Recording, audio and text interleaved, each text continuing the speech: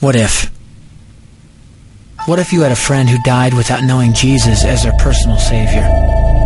What if he or she went to hell? What if one day you received a letter in the mail from beyond? A letter from hell.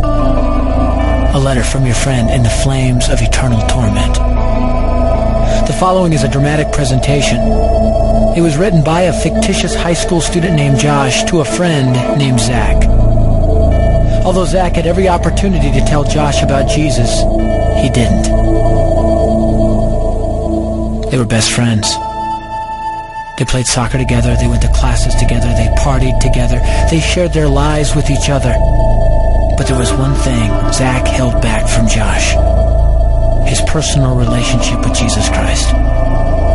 The rest of the story is simple and sad.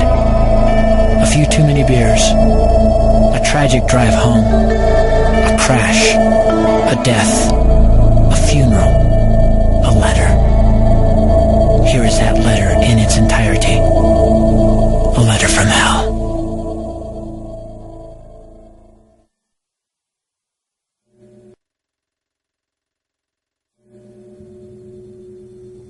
Dear Zach,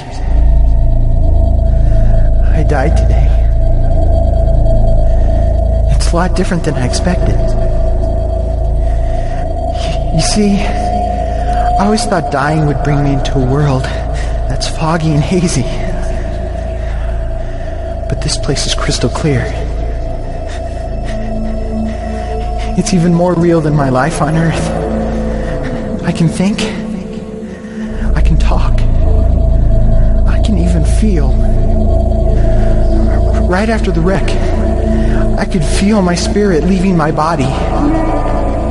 It was the weirdest thing, Zach. I thought I heard you screaming out to me, man. I must have been just imagining things. At first, I was just standing in line, getting registered, I guess. They asked me for my name and began to look in this thing they called the Book of Life. I guess they couldn't find it, though, because this huge angel standing next to me grabbed me by the arm and started dragging me away. I was terrified. I had no idea what was going on. I asked the angel where he was taking me, but he didn't answer. So I asked him again.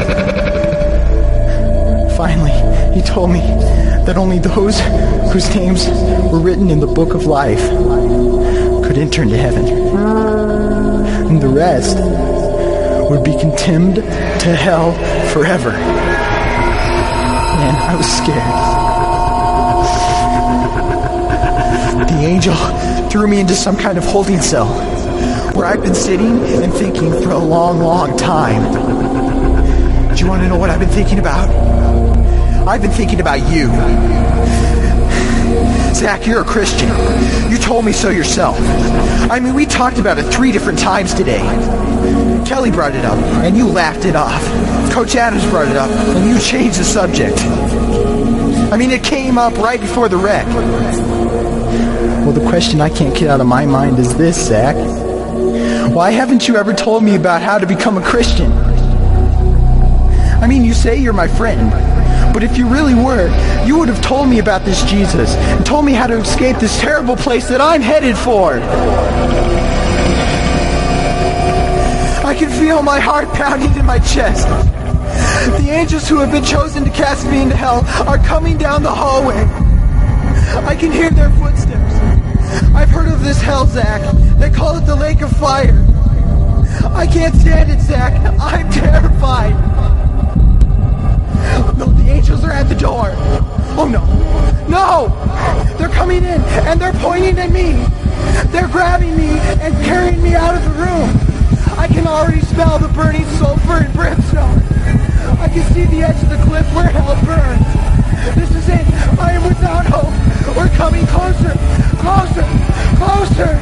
My heart is bursting with fear. They're holding me over the flames. I'm damned forever. This is it. They have thrown me in.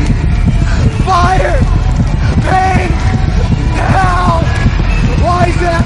Why didn't you ever tell me about Jesus?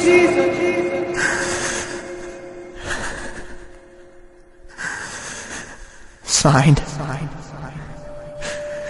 your friend, Josh. Your friend, Josh. P.S. Welcome. Wish you were here. Wish you were here.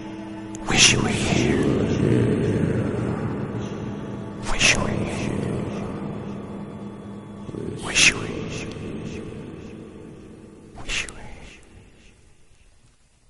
Wish you were here. Wish you were here.